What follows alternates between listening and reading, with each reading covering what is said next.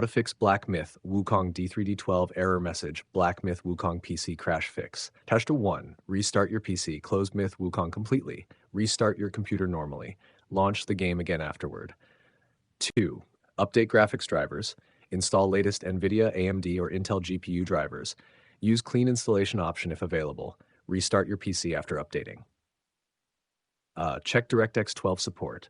Press Windows R and type dxdiag. Verify your GPU supports DirectX 12. Update Windows if DirectX components are outdated.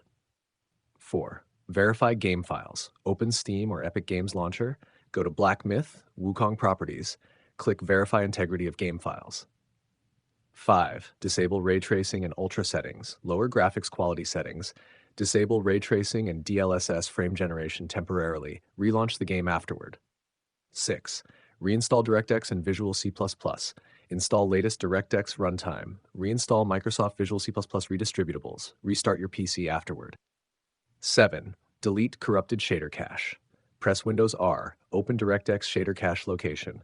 Delete corrupted shader cache files carefully. 8. Disable overlays and background apps. Disable Discord overlay and Xbox Game Bar. Close MSI Afterburner, OBS, and RGB software. Stop unnecessary startup applications. 9. Force the game to use DirectX 11. Open Steam launch options. Add DX11 launch command if supported. Launch the game afterward. 10. Reinstall the game if issue continues. Uninstall Black Myth, Wukong completely. Delete leftover game/cache files manually. Install a fresh copy of the game again.